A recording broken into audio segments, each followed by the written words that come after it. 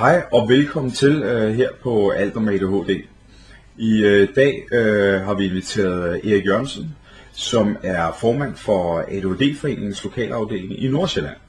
Og det er til et kort interview omkring, hvad der er kommende aktiviteter og arrangementer her det næstkommende halve år. Og velkommen til, Erik, og tak fordi at du vil bruge lidt tid her en aften. Ja, tak for det, Peter. Hvilke aktiviteter og arrangementer er der i støbeskeen her for jer?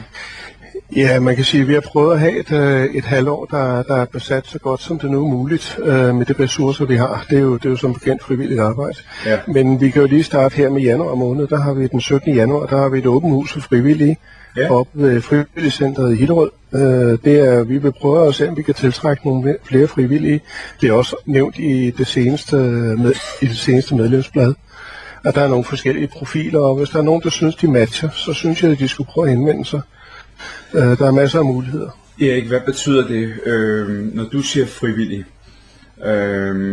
Det at drive, hvad skal man sige, en lokalafdeling. Er det ren og skær frivillighed? Ja, det er det. Der er ikke nogen i bestyrelsen, der er lønnet i den forstand. Vi får selvfølgelig dækket de udgifter, vi har, hvis vi er nødt til at køre et eller andet sted hen. Men ellers så får vi ikke nogen form for løn for det arbejde, vi udfører. Man kan sige, at vi har to typer af frivillige. Vi har de frivillige, der er medlem af bestyrelsen, og det vil sige er med i foreningsarbejdet. Og så har vi de frivillige, som ønsker at give en hånd med, eller måske at forberede sådan noget som medlemsbladet. Der er en af vores tidligere bestyrelsesmedlemmer, som er frivillige, og hun medvirker til at få lavet layoutet klar til vores medlemsblad, så det kan gives videre til trykken. Hun indsamler materialet og laver råmanuskriptet, kan man sige. Ikke? Okay, ja. Men der er også andre muligheder. Jeg ved, inde i København, der har de for eksempel et korps af frivillige, der reelt styrer hele deres arrangementsplanlægning. Der er vi ikke så heldige, så det er noget, der ligger i bestyrelsen heroppe. Okay. Så det er noget, vi må gøre. Men der er sådan set ret hvide rammer, kan man sige. Ikke? Og jo flere der er til at løfte, jo mindre er der for den enkelte. Så det er det med at løfte i flok. Ikke? Er det, jeg hørte dig sige, det er, at der er faktisk brug for alle de hænder, I kan få? Altså, der er rigelige opgaver, hvis det er. Ja, altså man kan sige, hidtil har vi jo søgt lidt efter nogen, der kunne gå ud og fortælle lidt om ADHD. Men man kan sige, når vi holder et arrangement, så skal der jo typisk nogen, der henter en nøgle for, at der skal være åben, når vi har lånt det lokale frivilligcenter. Så skal der lige sættes borde og stole op, og der skal laves noget kaffe og sådan noget. I princippet så kunne det være en frivillig, der ligesom var tovholder på det, tog imod den foredragsholder, og så egentlig stod for opdækningen sammen med et par andre. Det er nogle hænder, der er behov for i den forbindelse. Ikke? Okay, og det vil sige, det er en opfordring fra din side, at hvis man kunne være nysgerrig på, hvad det indebærer at være frivillig, om der var noget for en, så kunne man dukke op der den 17. januar? Man kunne dukke op den 17. januar op ved Frivilligcenter. Det er mellem 19.30 og 21. 19.30 og sagde du 21? Ja. Okay, super. Jamen så er den jo givet videre. Ja. Hvad har I ellers af arrangementer? Ja, så kan man sige, hvis nu man skulle være interesseret i foreningsarbejde, så har vi 3 dage efter, der har vi vores generalforsamling, og så kan man selvfølgelig møde op der. Der vil jeg ikke sige så meget mere om den, for der står også nævnt noget. Jeg har også lagt noget ud på Facebook omkring det, hvad agendaen er. Så det kan man kigge mere på. Men det er mere, hvis man har interesse i det, men selvfølgelig også frivilligt arbejde i den forbindelse. Erik, du siger en Facebook-side. Kan du nævne, hvad den hedder? Ja, jeg kan lige finde den. Man kan sige, hvis man søger ind under grupper, og man søger på ADHD, så kommer den op. Jeg finder den lige et øjeblik. Ja. Så kan jeg lige få videregivet den. Og der er jo også en anden mulighed, så vidt jeg husker, det er, hvis man går ind på ADHD-foreningens hjemmeside, www.adhd.dk, så kan man gå ind under lokalafdelingerne, ikke? Og der står også lidt om jeres arrangementer. Jo, er det ikke der står også alle vores arrangementer inde. Ja. Hvis jeg går ind på den, der hedder ADHD Nordsjælland, så hedder den hedder faktisk Groups. Hvis man søger på ADHD Nordsjælland under grupper, så vil den komme frem.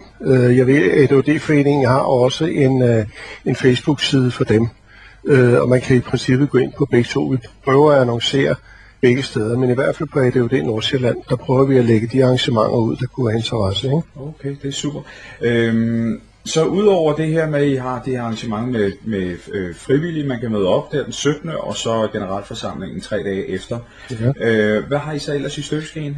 Ja, man kan sige, i lighed med sidste år, der har vi jo vores tilbagevendende café for voksne. Det er den første torsdag i måneden, og det går fra februar og hen til juni måned. Ja.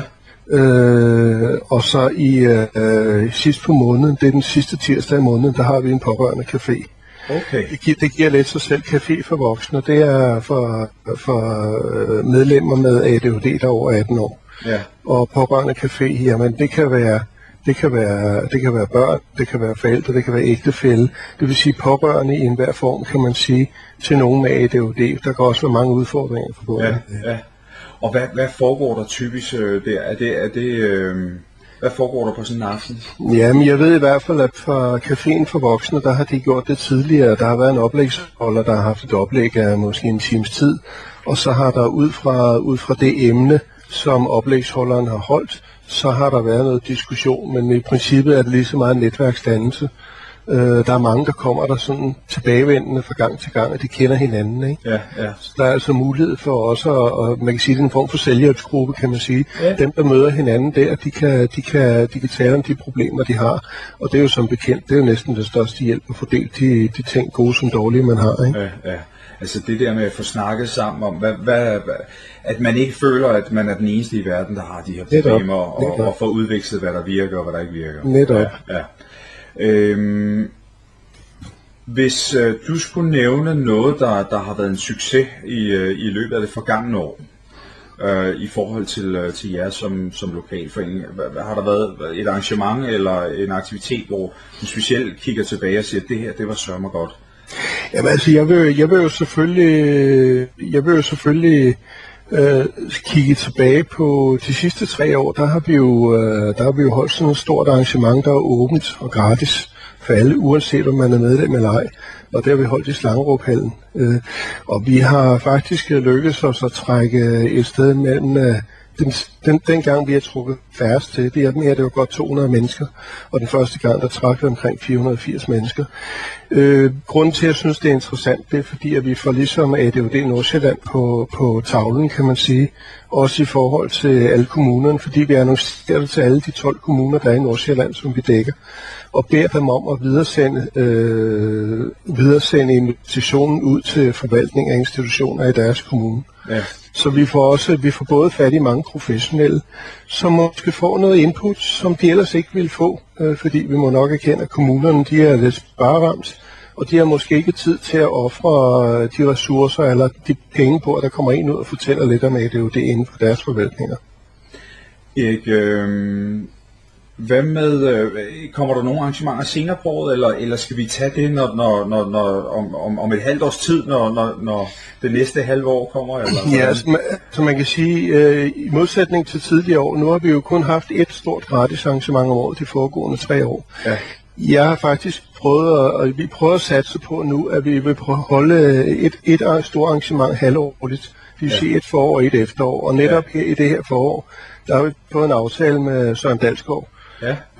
For dem, der måske har hørt om Søren Dalsgaard, så kan jeg sige, at han var en af oplægsholderne på konferencen i september 2012. Okay. Han er over på Odense Universitetshospital, han er psykiater, men med speciale inden for ADHD, specielt unge med ADHD, og jeg mener, han lavede en Ph.D.-afhandling om ADHD i 2002-3 stykker. Ja. Og det var dengang, hvor ADHD næsten dårligt var kendt. Ja. Så man kan sige, at han er en af frontløberne, og han kommunikerer på en måde, så han kan fange alle. Så alle kan. Hvornår er det? Det er den 10. april, det er planlagt til, og det er i Slangeruphallen, og det er fra klokken 17 til 20. Okay. Vi skal runde af, så tak for den her gang. Jo, selv tak. Og fortsat god aften. Jo, i lige måde.